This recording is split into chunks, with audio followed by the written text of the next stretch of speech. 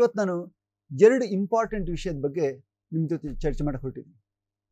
ಜಾಗತಿಕವಾಗಿ ನಮ್ಮ ಜಗತ್ತು ಯಾವ ಕಡೆ ಹೋಗ್ತಾ ಇದೆ, ಅಂದರೆ ಯುದ್ಧದ ವಿಷಯದಲ್ಲಿ ಇಡೀ ಜಗತ್ತು ಯಾವ ಕಡೆ ಹೋಗ್ತಾ ಇದೆ, ಅಂದರೆ 3ನೇ ಮಹಾಯುದ್ಧದ ಕಡೆಗೆ ನಾವು ಹೋಗ್ತಾ ಇದ್ದೀವಾ?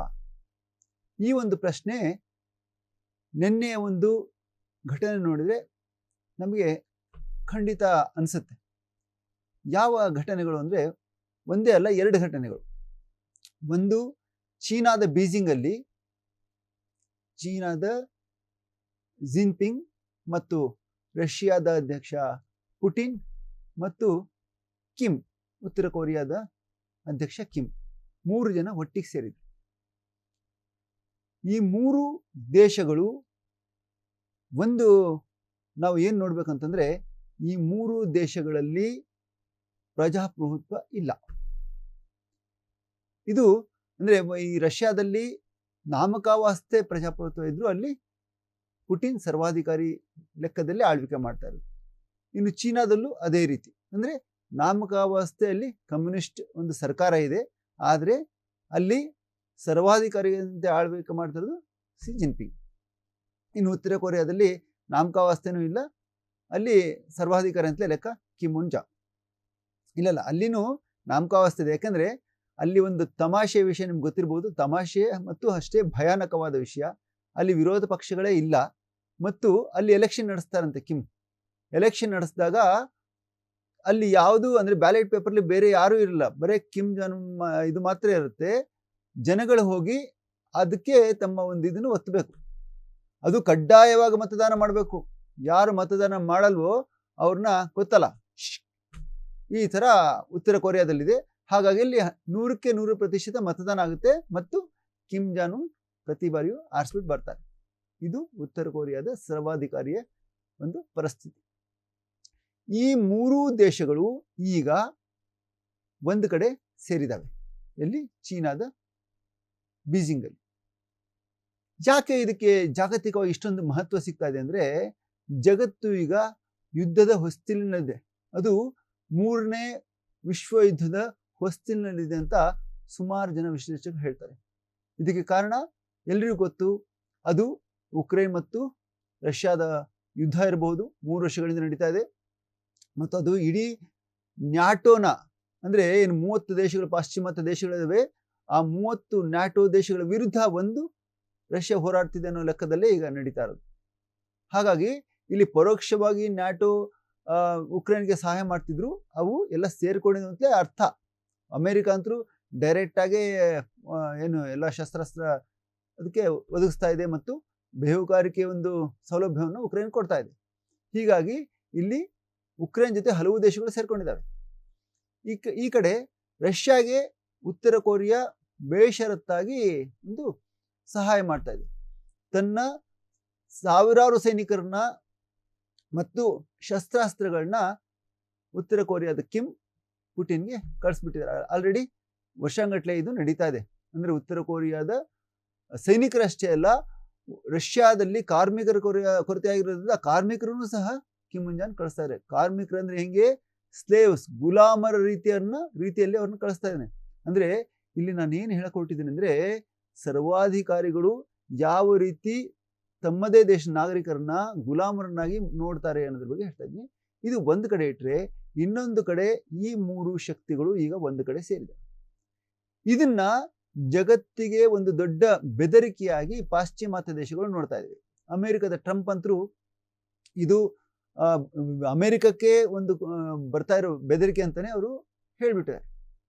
ಹಾಗಾಗಿ ಇಲ್ಲಿ ಈ 3 ಶಕ್ತಿಗಳು ಏನು ಹೇಳ್ತಾ ಇದ್ದಾವೆ? ಆದರೆ ಪುಟಿನ್ ಆಗಲಿ ಅಥವಾ ಜಿನ್ಪಿಂಗ್ ಆಗಲಿ, ಎಲ್ಲೂ ನಾವು ಯುದ್ಧ ಮಾಡ್ತೀವಿ ಅಂದರೆ ನಾವು 3 ಜನ ಸೇರಿಕೊಂಡು ನಾವು ಜಗತ್ತಿನ ಮೇಲೆ ಯುದ್ಧ ಸಾರ್ತೀವಿ ಅಂತ ಹೇಳ್ತಾ ಇಲ್ಲ. ಆದರೆ ಪರೋಕ್ಷವಾಗಿ ಜಿನ್ಪಿಂಗ್ ಇದೇ ವೇಳೆಯಲ್ಲಿ ಚೀನಾದ ಒಂದು ಅಂದರೆ ಮಿಲಿಟರಿ ಶಕ್ತಿಯ ಒಂದು ಪೆರೇಡ್ ಮಾಡಿದ್ರು. ಆ ಪೆರೇಡಲ್ಲಿ ಎಲ್ಲ ಚೀನಾದ ಏನೇನು ಅತ್ಯಾಧುನಿಕ ಒಂದು ಮಿಲಿಟರಿ ಇದೆ, ಒಂದು ಎಕ್ವಿಪ್ಮೆಂಟ್ ಇದ್ದಾವೆ, ಎಲ್ಲವನ್ನು ಪ್ರದರ್ಶನ ಮಾಡಲಾಯಿತು. ಏನೇನು ಅಂತ ನೋಡೋದಾದರೆ, ಅಲ್ಲಿ ಚೀನಾದಲ್ಲಿ ಮುಖ್ಯವಾಗಿ ಹೈಪರ್ಸಾನಿಕ್ ಕ್ಷಿಪಣಿ, ಅಂದರೆ ಈ ಖಂಡಾಂತರ ಕ್ಷಿಪಣಿಗಳು ಎಷ್ಟು ಮಟ್ಟಿಗೆ ಅಂದರೆ ಅವು ಪರಮಾಣು ಸಿಡಿತಗಳನ್ನು ಹೊತ್ಕೊಂಡು ಹೋಗ್ತವೆ.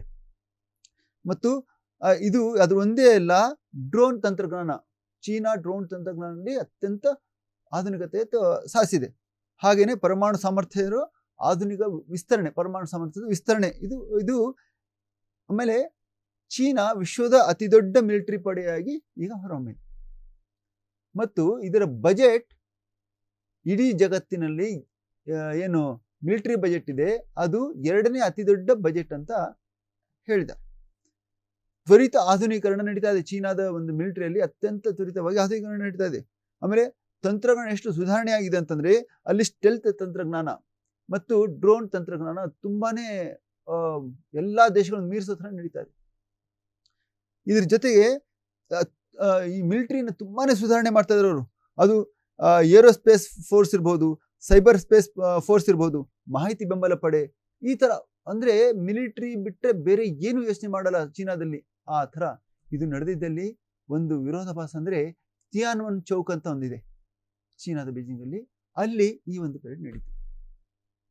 ಇಲ್ಲಿ ಈ ತಿಯಾನ್ವನ್ ಚೌಕ್ ಅನ್ನೋ ಒಂದು ಈ ಪ್ರದೇಶ ಇದೆ, ನೀವು ದಶಕಗಳ ಹಿಂದೆ ಹೋದರೆ 20-30 ವರ್ಷಗಳ ಹಿಂದೆ ಇದೇ ತಿಯಾನ್ವನ್ ಚೌಕಲ್ಲಿ ಜನರು ಈ ಒಂದು ಏನು ಚೀನಾದ ಸರ್ವಾಧಿಕಾರತ್ವ ಇದೆ ಅದರ ವಿರುದ್ಧ ದೊಡ್ಡ ಹೋರಾಟ ಶುರು ಮಾಡಿದ್ರು. ಲಕ್ಷ ಜನ ಅಲ್ಲಿ ಸೇರಿದ್ರು. ಆ ಒಂದು ಹೋರಾಟ ಹತ್ತಿಕ್ಕಲು ಚೀನಾದ ಒಂದು ಕಮ್ಯುನಿಸ್ಟ್ ಸರ್ಕಾರ ಏನ್ ಮಾಡ್ತು ಅಂದ್ರೆ ಮಿಲಿಟರಿ ಅಂದ್ರೆ ಬುಲ್ಡೋಜರ್ಗಳು, ಟ್ಯಾಂಕ್ಗಳನ್ನ ತರಿಸಿ ಅವ್ರ ಮೇಲೆ ಇಡೀ ಅನಾಮತ್ ಲಕ್ಷಾಂತರ ಜನರನ್ನು ಸಾಯಿಸ್ಬಿಟ್ರು. ಇಡೀ ಜಗತ್ತಿನಲ್ಲಿ ಅವಾಗ ದಿಗ್ಭ್ರಮೆ ಉಂಟಾಗ್ಬಿಟ್ಟಿತ್ತು. ಅಂದ್ರೆ ಲಕ್ಷ ಜನರನ್ನ ಯಾವುದೇ ಮುಲಾಜಿಲ್ಲದೆ ಸಾಯಿಸ್ಬಿಟ್ಟಿದ್ರು. ಅಂದ್ರೆ ಯಾರು ಒಂದು ಚೂರು ಆಡಳಿತದ ಸರ್ಕಾರದ ಹೋರಾಟ ಮಾಡಬಾರ್ದು ಅನ್ನೋ ರೀತಿ. ಆಗ ಒಂದು ಫೋಟೋ ಇಡೀ ಜಗತ್ತಿನಲ್ಲಿ ವೈರಲ್ ಆಗಿಬಿಟ್ಟಿತ್ತು. ಒಂದು ಟ್ಯಾಂಕ್ ಬರ್ತಾ ಇದೆ, ಒಬ್ಬನೇ ಒಬ್ಬ ಅದ್ರ ಎದುರುಗಡೆ ನಿಂತಿದ್ದಾನೆ. ಆ ವ್ಯಕ್ತಿ ಯಾರು ಅನ್ನೋದು ಇವತ್ತಿನವರೆಗೂ ಗೊತ್ತಾಗಿಲ್ಲ. ಆ ವ್ಯಕ್ತಿ ಮುಖ ಕಾಣಲ್ಲ, ಹಿಂದ್ಗಡೆಯಿಂದ ತನೆ ಕಡೆ ಟ್ಯಾಂಕ್ ಬರ್ತಾ ಇದೆ ಮೇಲ್ಗಡೆ. ಅಂದ್ರೆ ಈ ತರ ಅಂದ್ರೆ ಎಷ್ಟೇ ಹೋರಾಟ ಮಾಡಿದ್ರು ಅವ್ರನ್ನೆಲ್ಲ ನಿರ್ದಾಕ್ಷಿಣ್ಯವಾಗಿ ಸಾಯಿಸಿ ಚೀನಾ ಇವತ್ತು ಚೀನಾದ ಜಿನ್ಪಿಂಗ್ ಅಲ್ಲಿ ಸರ್ವಾಧಿಕಾರಿಯಾಗಿದೆ. ಅಂದ್ರೆ ಈ 3 ಸರ್ವಾಧಿಕಾರಿಗಳು ಸೇರ್ಕೊಂಡು ಜಗತ್ತಿಗೆ ಏನು ಹೇಳಿಕೊಟ್ಟಿದ್ದಾರೆ. ಯಾಕಂದ್ರೆ ಚೀನಾ ಮಿಲಿಟರಿ ಶಕ್ತಿಯಲ್ಲಿ ನಂಬರ್ 1 ಪೊಸಿಷನ್ ನಲ್ಲಿದೆ. ರಷ್ಯಾನು ಕಡಿಮೆ ಇಲ್ಲ. ಯಾಕಂದ್ರೆ ಇಡೀ ಜಗತ್ತಿನಲ್ಲಿ 2 ದೊಡ್ಡ ಪವರ್, ಸೂಪರ್ ಪವರ್ ಆಗಿದ್ದು ಒಂದು ಅಮೆರಿಕ ಮತ್ತು ಒಂದು ರಷ್ಯಾ. ಈ 2 ಸೂಪರ್ ಪವರ್ ದೇಶಗಳಲ್ಲಿ ರಷ್ಯಾ ಒಂದು, ಚೀನಾ ಈಗ ಸೂಪರ್ ಪವರ್ ಆಗಿದೆ.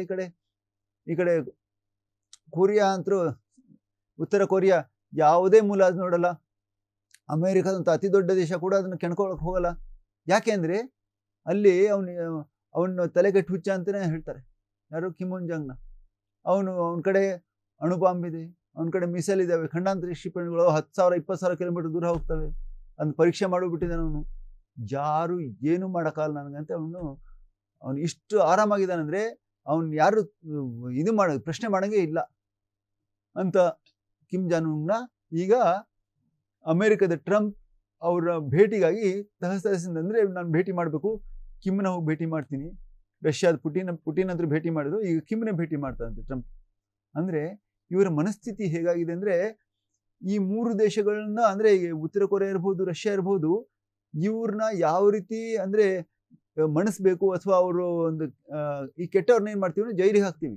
ಈ ಪುಟಿನ್ ಮೇಲೆ ಆಕ್ಚುಲ್ ವಾರ್ ಕ್ರಿಮಿನಲ್ ಅಂತಿದೆ, ಏನೋ ಇಂಟರ್ನ್ಯಾಷನಲ್ ಕ್ರಿಮಿನಲ್ ಕೋರ್ಟ್ ಅವ್ರ ಮೇಲೆ ಒಂದು ವಾರೆಂಟ್ ಜಾರಿ ಮಾಡಿದೆ ಪುಟಿನ್ ಮೇಲೆ, ಆಮೇಲೆ ಇಸ್ರೇಲಿನ ನೆತನ್ಯಾಹು ಮೇಲೆ. ಆದ್ರೆ ಆ ವಾರೆಂಟಿಗೆ ಯಾವ ದೇಶಗಳು ಕವಡೆ ಕಿಮ್ಮತ್ತು ಕೊಡ್ತಾರೆ. ಯಾಕಂದ್ರೆ ಪುಟಿನ್ ಇಸ್ರೇಲ್ ಮೇಲೆ ನೇತನ್ಯಾಹು ಮೇಲೆ ಕ್ರಿಮಿನಲ್ ಅಂತ ವಾರೆಂಟ್ ಜಾರಿ ಮಾಡಿದ್ರೆ ಅವ್ರು ಆರಾಮಾಗಿ ಅಮೆರಿಕಕ್ಕೆ ಹೋಗ್ತಾರೆ ಬರ್ತಾರೆ. ಇಡೀ ಜಗತ್ತಿನಲ್ಲಿ ಅಮೆರಿಕದಲ್ಲೇ ಎಲ್ಲ ಕೋರ್ಟ್ಗಳು, ಕ್ರಿಮಿನಲ್ ಕೋರ್ಟು, ವಿಶ್ವಸಂಸ್ಥೆ ಇದಿರೋದು.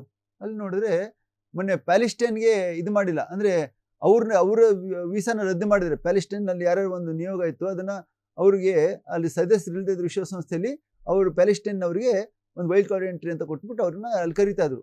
ಆದ್ರೆ ಈಗ ಅವ್ರಿಗೆ ವೀಸಾನೇ ರದ್ದು ಮಾಡಿಬಿಟ್ಟಿದ್ದಾರೆ, ವೀಸಾನೇ ಕೊಡ್ತಾ ಇಲ್ಲ ಅಮೆರಿಕ. ಈಗ ಅಲ್ಲಿ ಈಗ ವಿಶ್ವಸಂಸ್ಥೆ ಒಂದು ಸಭೆ ನಡೀತಾ ಇದೆಯಲ್ಲ, ಅದರಲ್ಲಿ ಭಾಗವಹಿಸಕ್ಕೆ. ಆದ್ರೆ ನೆತನ್ಯಾಹು ಮಾತ್ರ ಆರಾಮ ಹೋಗ್ತಾರೆ. ಆದ್ರೆ ಅವರು ವಾರ್ ಕ್ರಿಮಿನಲ್, ಅವ್ರ ಮೇಲೆ international court, criminal court warrant ಜಾರಿ ಮಾಡಿ.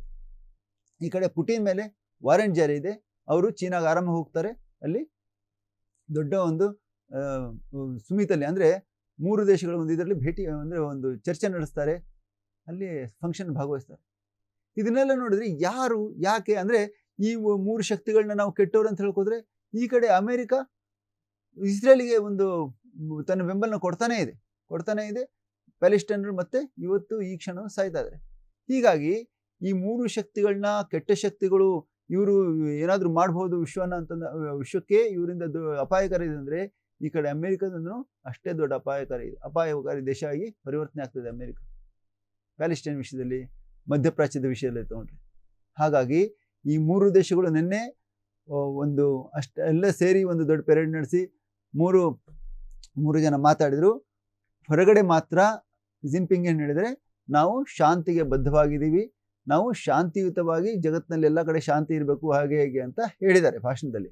ಆದರೆ ಅವರ ಒಂದು ಏನು ತೈವಾನ್ ಅಂತ ಏನಿದೆ ಚೀನಾದ ಪಕ್ಕದಲ್ಲಿ, ಸೇಮ್ ಉಕ್ರೇನ್ ಹೇಗೆ ಯಾವ ರೀತಿ ರಷ್ಯಾದ ಭಾಗವಾಗಿತ್ತು ಆ ಥರ ತೈವಾನ್ ಚೀನಾದ ಭಾಗವಾಗಿತ್ತು. ಹಾಗಾಗಿ ತೈವಾನ್ ನಾವು ತಗೊಳ್ತೀವಿ, ವಶಪಡಿಸ್ಕೊಳ್ತೀವಿ ಅಂತ ಚೀನಾ ಹೇಳ್ತಾನೆ ಬರ್ತಾ ಇದೆ. ಆದರೆ ತೈವಾನ್ ಸ್ವತಂತ್ರ ದೇಶ, ನಾವು ನಮ್ಮ ಸ್ವಾಯತ್ತತೆಯನ್ನು ಬಿಡಲ್ಲ ಅಂತ ತೈವಾನ್ನಲ್ಲಿ ಈಗ ಆ್ಯಕ್ಚುಲಿ ತೈವಾನ್ ಸಪ್ರೇಟಾಗೇ ಇದೆ, ಅದಕ್ಕೊಂದು ಪ್ರಧಾನಿ ಇದ್ದಾರೆ, ಅದಕ್ಕೊಂದು ಎಲ್ಲ ಇದೆ. ಆದರೆ ಚೀನಾ ಮಾತ್ರ ತೈವಾನ್ ನಮ್ಮದೇ ಒಂದು ದೇಶದ ಭಾಗ ಅಂತಲೇ ಹೇಳ್ತಾ ಇದೆ. ಮತ್ತು ನಾವು ಕಾಯ್ತೀವಿ, ಅವರಾಗೆ ಬಂದು ಸೇರಿಕೊಂಡ್ರೆ ಸರಿ, ಇಲ್ಲದ್ರೆ ನಾವು ಮಿಲಿಟರಿ ಕಾರ್ಯಾಚರಣೆ ನಡೆಸಿ ಅದನ್ನು ತಗೊಳ್ತೀವಿ ಅಂತ ಈಗ ವರ್ಷಗಳಿಂದ ಹೇಳ್ತಾನೆ ಬರ್ತಾ ಇದೆ. ಯಾವಾಗ ಅದು ರಷ್ಯಾ ಉಕ್ರೇನ್ ಮೇಲೆ ದಾಳಿ ಮಾಡಿದ ಥರ ತೈವಾನ್ ಮೇಲೆ ಚೀನಾ ದಾಳಿ ಮಾಡ್ತಾ ಗೊತ್ತಿಲ್ಲ. ಹಾಗಾಗಿ ಇಲ್ಲಿ ಯಾವ ಕ್ಷಣದಲ್ಲಿ ಯಾವ ದೇಶದ ಮೇಲೆ ದಾಳಿ ಮಾಡುತ್ತೆ, ಯಾವಾಗ 3ನೇ ವಿಶ್ವಯುದ್ಧ ಅಧಿಕೃತವಾಗಿ ಘೋಷಣೆ ಆಗುತ್ತೆ ಗೊತ್ತಿಲ್ಲ.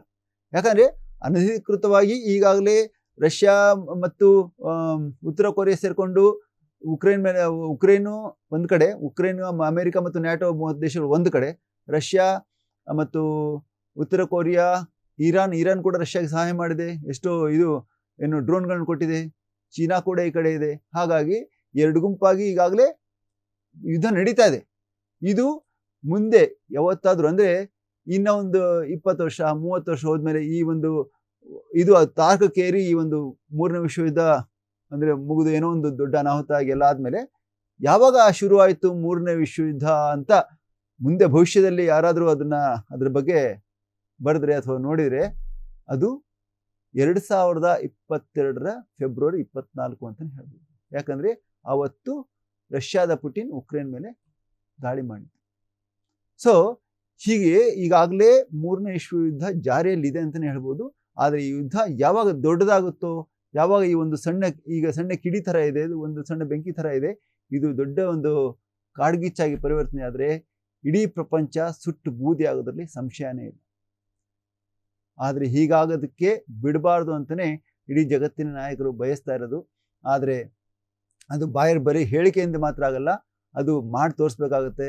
ಈ 3 ದೇಶಗಳು ಮತ್ತು ಜಗತ್ತಿನ ಪಾಶ್ಚಿಮಾತ್ಯ ದೇಶಗಳು ಅಮೆರಿಕ ಸೇರಿದಂತೆ ಮುಂದೆ ಯಾವ ರೀತಿಯ ಒಂದು ನಡೀತಾವೆ, ಯಾವ ರೀತಿ ತಮ್ಮ ನಿಲುವನ್ನು ಸಮರ್ಥಿಸ್ಕೊಳ್ತಾರೆ, ಮುಂದೆ ಅವರ ಬಾಯಿಂದ ಏನು ಬರುತ್ತೆ ಅನ್ನೋದನ್ನು ನೋಡಿದರೆ ಮಾತ್ರ ನಮಗೆ ಭವಿಷ್ಯ ಗೊತ್ತಾಗುತ್ತೆ.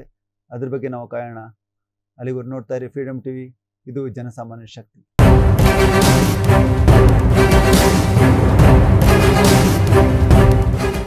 ಕ್ಷಣದ ಸುದ್ದಿಗಳಿಗಾಗಿ ಫ್ರೀಡಮ್ ಟಿವಿ ಸಬ್ಸ್ಕ್ರೈಬ್ ಮಾಡಿ, ಲೈಕ್ ಮಾಡಿ ಹಾಗೂ ಫಾಲೋ ಮಾಡಿ.